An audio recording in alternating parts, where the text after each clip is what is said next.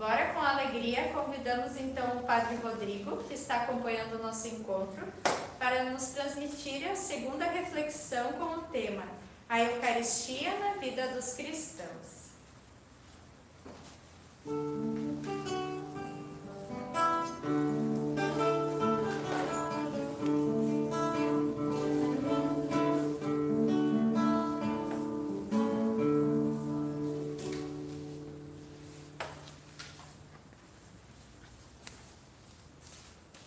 Então, muito boa noite a todos aqui no Santuário, também a todos aqueles que nos acompanham através das redes sociais, através da transmissão. Então, vamos para a nossa segunda noite, a nossa segunda reflexão. Ontem nós refletimos sobre a relação entre Maria e a Eucaristia, a união íntima que há entre Nossa Senhora e Nosso Senhor Jesus Cristo, e como esta presença real de Nosso Senhor Jesus Cristo na Eucaristia ela acontece em primeiríssimo lugar no próprio ventre de Nossa Senhora. Então, desse modo, hoje nós vamos a algumas questões mais práticas agora que decorrem de tudo isso. Então, primeiro nós aprofundamos um pouquinho essas verdades da nossa fé e agora, essa noite, nós veremos algumas questões mais práticas. Então, nós vamos refletir hoje sobre a Eucaristia na vida dos cristãos. Então, a doutrina da Igreja nos ensina que uma vez tendo sido consagradas as espécies do pão e do vinho e assumida a presença real do Senhor na Eucaristia, com toda a sua alma, com toda a sua divindade, como nós vimos, essa presença ela permanece enquanto existem as espécies de pão e de vinho. Enquanto nós podemos dizer que ali existem as aparências do pão e existem as aparências do vinho, então ali está a presença real de Nosso Senhor Jesus Cristo. Se nós tivermos a hóstia consagrada e ela deixa de ser pão, então nós já não temos mais a presença real do Senhor. No vinho que está consagrado, se deixa de ser vinho, nós já não temos mais a presença real do Senhor. Então isso é importante para que possamos entender em que medida nós podemos falar da presença real de Nosso Senhor Jesus Cristo na Eucaristia. Então, no início do cristianismo, havia o costume de guardar, de reservar a Eucaristia para o auxílio dos doentes, aqueles que não poderiam estar presentes na Assembleia Litúrgica. No primeiro dia da semana, como nós sabemos que era o costume, como até hoje, que nós chamamos de domingo, mas no primeiro dia da semana os cristãos se reuniam para a celebração da Eucaristia. E aqueles doentes que não poderiam participar da celebração recebiam então a Eucaristia posteriormente. E para isso então era feita a reserva da Eucaristia para que os doentes pudessem recebê-la mais tarde. Desse costume surgiu a consciência de que então, se permanecendo a presença real do Senhor na Eucaristia e se guardando esta Eucaristia na reserva para que os doentes pudessem ser auxiliados depois, então surgiu essa consciência de que enquanto existia ali a presença real, era digna então esta reserva de adoração. E por isso que desse piedoso costume de levar para os doentes a Eucaristia, começou a surgir a adoração eucarística. E começou-se então a guardar a Eucaristia cada vez mais em um lugar bem ornado, um lugar bem construído artisticamente, porque foi se dando então a dignidade que a Eucaristia merece. E é o nosso tabernáculo, o nosso sacrário que nós conhecemos hoje. Então, desse modo, surgiu o piedoso costume da adoração eucarística. Se o Senhor está verdadeiramente presente na Eucaristia, então, colocada no tabernáculo, então nós dedicamos toda a honra e todo esmero em adorá-la, toda a honra, todo esmero em tratá-la. Então, da mesma forma, todo esse cuidado artístico e cultural da arquitetura das igrejas, primeiro do sacrário, depois das igrejas e dos altares, revelam a fé que nós temos neste tão grande mistério. Então, além do momento no qual o fiel recebe a Eucaristia, também é possível realizar o ato de adoração. Quando nós recebemos a Eucaristia, imediatamente adoramos o Senhor no momento da comunhão eucarística. Mas podemos e devemos realizar o ato de adoração que é devido somente a Deus, nós sabemos disso. Então, nós podemos realizar este ato de adoração através de diversas formas. Em primeiríssimo lugar, o ato de adoração com a exposição solene da Eucaristia. Quando nós expomos a Eucaristia no ostensório ou na custódia. Depois, quando nós simplesmente colocamos o cibório sobre o altar, também é uma outra forma de adoração. Também, ainda quando nós nos ajoelhamos simplesmente diante do tabernáculo, diante do sacrário, que está presente na maior parte das igrejas. Então, os fiéis podem, dessa forma, cooperar para a extensão desta grande corrente de adoração que a igreja nos estimula a participar. E, de modo mais especial, o círculo externo de adoração nos estimula a participar e a entrar e fazer parte e divulgar.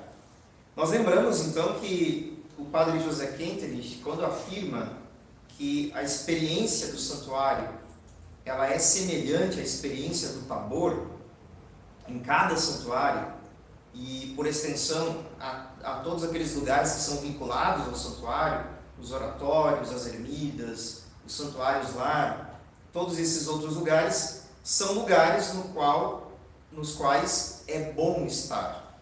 E ali nós fazemos a nossa experiência de Tabor.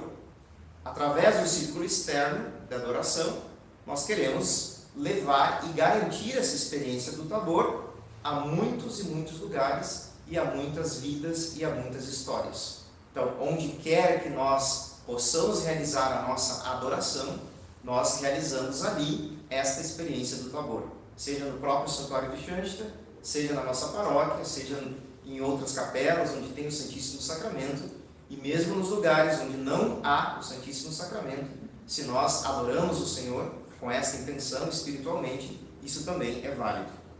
A adoração eucarística, os frutos da adoração eucarística, um deles, justamente, é que nos configura mais perfeitamente a figura de Cristo. Porque contemplando o Senhor, nós realizamos aquela experiência que Moisés realizou quando ele se aproximou da sarça ardente. Depois, quando ele volta para diante do seu povo, ele tem a sua face resplandece o calor e o brilho da sarça ardente. Da mesma forma, quando nós adoramos o Senhor na Eucaristia, nós também somos iluminados pela sua presença e resplandecemos essa presença diante do mundo.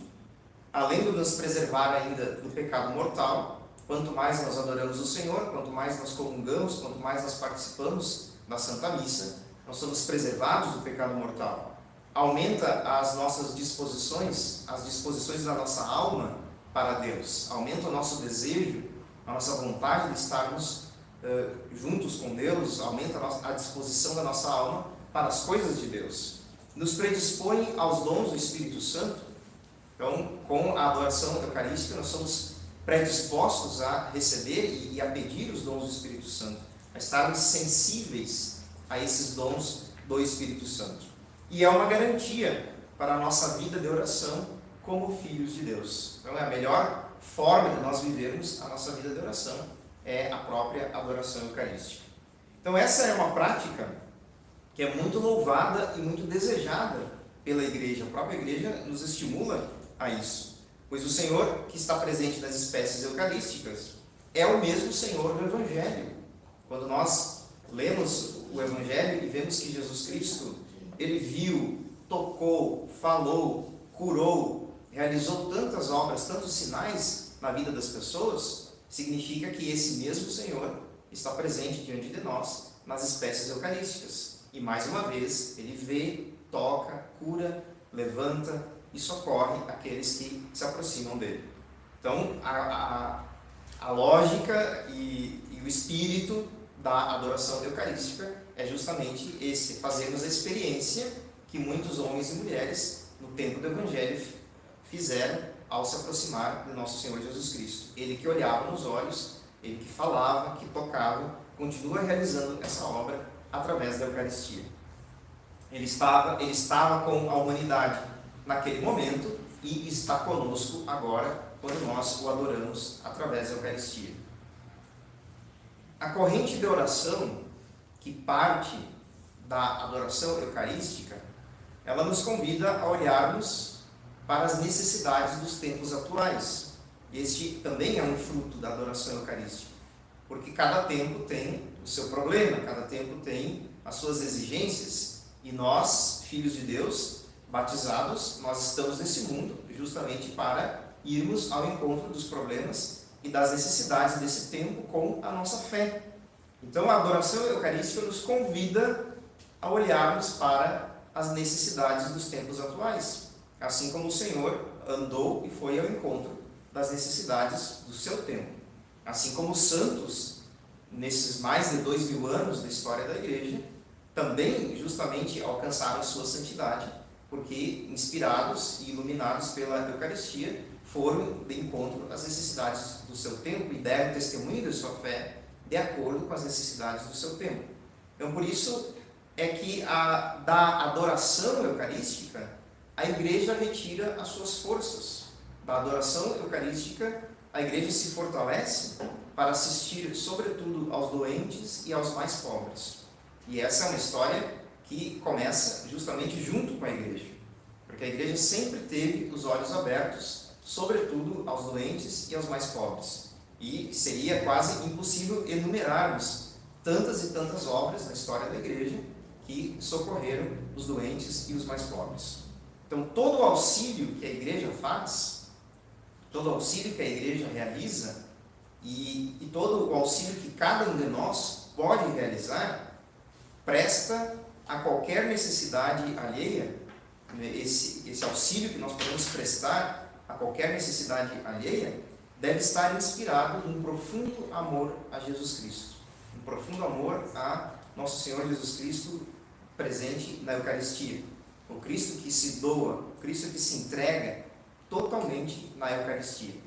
A Eucaristia é justamente isso, é a entrega total de nosso Senhor Jesus Cristo, é o seu derramamento total, derramamento de toda a sua vida, de tudo aquilo que Ele é, e na Eucaristia, na cruz, para que nós pudéssemos estarmos novamente em comunhão com o Senhor. Então, por isso, toda a nossa ação, tudo aquilo que nós podemos fazer pelos nossos irmãos e irmãs, também se inspira nesse mesmo espírito de sacrifício, de doação e de entrega total. Da doação, da adoração, os fiéis retiram forças também para superar os seus sofrimentos, carregando com Cristo a sua cruz. Todos nós sabemos que a história humana de cada um de nós é marcada pelas cruzes, pelos sofrimentos, pelas dificuldades, enfim, são tantas situações da nossa vida e dos nossos tempos, sobretudo dos tempos atuais que estamos vivendo, em que temos muitos sofrimentos a enfrentar. E a adoração eucarística fortalece os fiéis para superar esses sofrimentos. Da adoração renasce a esperança e a alegria da vida eterna, porque a Eucaristia, ela é a presença do Senhor aqui e agora entre nós, mas essa presença nós vamos desfrutar de modo definitivo quando alcançarmos a vida eterna, quando tivermos a contemplação do Senhor face a face, sem as espécies do pão e do vinho. Veremos o Senhor tal como Ele é, quando não tivermos mais o véu do sacramento, como nos ensina a doutrina da Igreja, não tivermos mais o véu dos sinais do pão e do vinho, mas veremos o próprio Senhor ressuscitado. Todos os santos da Igreja nutriram a sua vida, nutriram a sua espiritualidade, nutriram, enfim, a sua santidade através do amor à Eucaristia, e alcançaram a santidade por causa desse amor à Eucaristia. Nós podemos também refletir que do encontro com o Senhor, o Evangelho relata que há sempre uma profunda transformação. Todos os personagens do Evangelho que se encontram com o Senhor saem profundamente transformados. Sejam aqueles que imediatamente reconhecem a sua divindade através do gesto da prostração, quando diz no Evangelho, se prostrou diante de Jesus, ou sejam aqueles mesmos que inicialmente não professam a divindade do Senhor, mas logo depois acabam professando essa divindade. Todos eles saem profundamente transformados. E o Senhor sempre pergunta: tu crês nisso? E a pessoa responde: sim, eu creio. Vai, a tua fé te salvou. Ou vai e não peques mais. Então, o Senhor, ele realmente, o encontro com o Senhor, a presença do Senhor entre nós, transforma e transfigura a realidade de cada um de nós. Então, para nós, isso se torna um grande ideal, ou seja, deixar-se transformar pelo Senhor, deixar-se tocar por Ele, deixar que este olhar misericordioso do Senhor, ele possa penetrar profundamente na nossa alma, no nosso coração, e Ele possa realizar uma grande obra em cada um de nós, uma obra de profunda transformação interior. Então, que o encontro com o Senhor na Eucaristia, o encontro com o Senhor através da igreja, que é portadora dessa presença de Cristo, possa trazer essa transformação para cada um de nós. E essa transformação, ela nos leva à perfeita comunhão com o Senhor e nos impele a um caminho de santidade.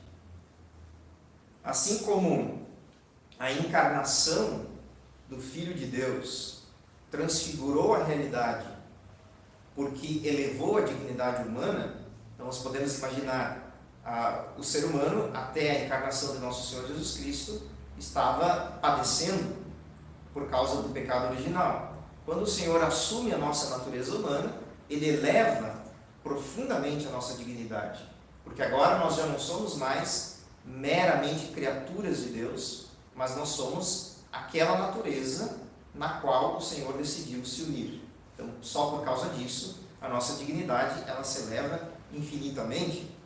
Então, assim como a encarnação do Filho de Deus transformou e transfigurou a realidade da natureza humana, da dignidade humana, elevou a dignidade humana, também nós, quando participamos da corrente de adoração eucarística da Igreja, e de modo especial, a partir do Santuário de Xanxta, a partir do círculo externo de adoração, nós queremos transfigurar a realidade do mundo ao nosso redor. Queremos transfigurar a realidade desse mundo no qual nós estamos vivendo. Então, nesse sentido, são muito atuais as palavras de São Paulo na carta aos Romanos, capítulo 12, versículo 2, que diz assim: não vos conformeis com este mundo, mas transformai-vos pela renovação de vossa mente, para saberdes discernir, segundo a vontade de Deus, o que é bom, o que lhe é agradável, o que é perfeito. Então, nós não nos conformamos com as coisas desse mundo, mas queremos transformá-lo através também da transformação, da renovação da nossa mente, ou seja, do nosso pensar, de tudo aquilo que faz parte da psicologia humana, do nosso pensar, das nossas intenções, dos nossos desejos. Queremos configurar tudo isso a essa corrente de graças que sai da adoração eucarística. Para o Papa Bento XVI, tomando a citação do Papa Bento XVI, ele toma, quer dizer, o Papa Bento XVI toma a citação de São Paulo, da carta aos Romanos, e comenta dessa forma: desse modo, o apóstolo das gentes põe em evidência a ligação entre o verdadeiro culto espiritual e a necessidade de uma nova maneira de compreender a existência e orientar a vida. Constitui parte integrante da forma eucarística da vida e a renovação da mentalidade, pois assim já não seremos crianças inconstantes levadas ao sabor de todo vento de doutrina, conforme a carta de São Paulo aos Efésios, capítulo 4, versículo 14. Então, dessa nova maneira de compreender a existência, dessa nova maneira de ver as coisas, através da renovação da nossa mentalidade, nós queremos orientar a vida e nos empenharmos também pelo combate ao pecado, que é algo essencial na vida do cristão. Estarmos conscientes de que estaremos por toda a vida lutando contra o pecado, contra a existência do pecado, tanto no mundo, mas de modo muito particular na vida de cada um de nós. Por isso que é muito salutar que façamos um verdadeiro exame de consciência. Seguidamente possamos fazer um exame de consciência. Então a igreja nos indica, em muitos manuais de oração, em muitos livros de oração, nós podemos encontrar o exame de consciência passo a passo, levando em consideração cada um dos 10 mandamentos, e é importante que possamos fazer esse exame de consciência seguidamente, e que possamos, após o exame de consciência, buscarmos o sacramento da confissão. A igreja nos convida a fazermos o sacramento da confissão sempre que a nossa consciência, de fato, nos acusa, tanto dos pecados veniais quanto dos pecados mortais. Os pecados mortais, evidentemente, muito mais devem nos impelir a confissão imediatamente. Então, quando nós fazemos o exame de consciência, devemos nos acercar, devemos nos aproximar com frequência do sacramento da confissão, porque, além de perdoar os nossos pecados, o sacramento da confissão ele restabelece a vida da graça em nós, que é perdida com o pecado mortal. Então, quando nós confessamos, de fato, os nossos pecados são perdoados e nós reestabelecemos a comunhão, a nossa alma restabelece a sua comunhão com o Senhor, a vida da graça, a corrente da graça que parte do Senhor, do Espírito Santo, como hóspede da nossa alma. Então, a confissão ela restitui esta vida da graça que é rompida pelo pecado original, pelo pecado mortal. Não podemos esquecer, sem dúvida nenhuma, como a irmã colocou no início, que nós estamos vivendo o ano de São José e por isso nós temos a oportunidade de alcançarmos a indulgência plenária. Então, a indulgência plenária, eu vou explicar um pouquinho brevemente o que significa realmente a indulgência plenária. Toda vez que nós cometemos um pecado, existem 2 aspectos. Primeiro, o pecado como tal, o ato que nós cometemos e as consequências desse pecado. Então, sempre, em qualquer um dos pecados que nós cometemos, existem esses 2 aspectos. O ato como tal, realizado no tempo e no espaço, e as consequências espirituais desse pecado. Quando nós somos perdoados no sacramento da confissão, nós somos perdoados do ato em si que nós cometemos, daquilo que foi realizado. Mas as consequências, elas permanecem. Por isso que a igreja nos ensina que para sanarmos essas consequências do pecado, nós precisamos estabelecer as penitências, os pequenos sacrifícios. E se nós não conseguimos sanar suficientemente nesta vida essas consequências do pecado, então nós temos as penas temporais, que a igreja chama de purgatório, logo após a morte.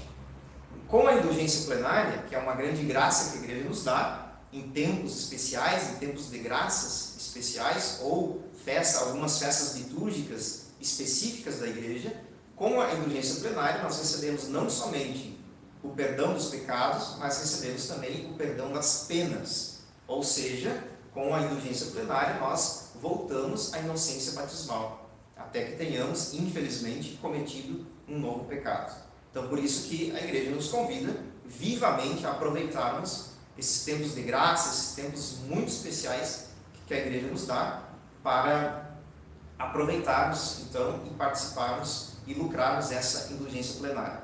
Podemos lucrar a indulgência plenária para nós mesmos, ou podemos lucrar a indulgência plenária para algum falecido nosso. Então, cumprindo as exigências, fazemos uma confissão verdadeira, muito bem feita, um exame de consciência muito bem feito, para podermos fazer uma confissão muito bem feita, assumimos a penitência que nos é dada, rezamos nas intenções do Santo Padre, e depois, então, temos que comungar em estado de graça. E depois, nos tempos especiais, como no ano de São José, ou outros tempos especiais, aquilo que é pedido para aquele tempo de modo específico.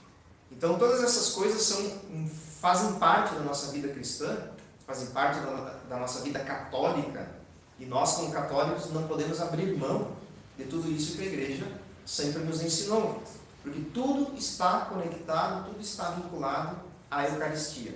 Se nós compreendemos a necessidade de todas essas coisas, todos os sacramentos, na verdade, eles giram em torno da Eucaristia, é a vida da igreja, é o alimento da igreja, como o Papa João Paulo II escreveu na sua carta, Ecclesia de Eucaristia, a igreja vive da Eucaristia, a igreja se alimenta da Eucaristia.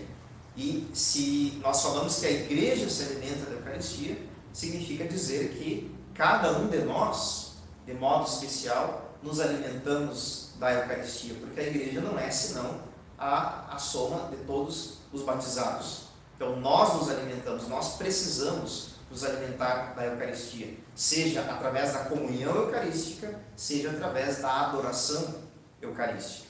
Então tudo isso nós juntamos, toda essa reflexão, colocamos junto com a reflexão de ontem, olhando como modelo a Santíssima Virgem Maria, nossa mãe. Ela foi a primeira que experimentou tudo isso. Ela foi a primeira que se deixou moldar pela Eucaristia, pela presença real do Senhor no seu ventre.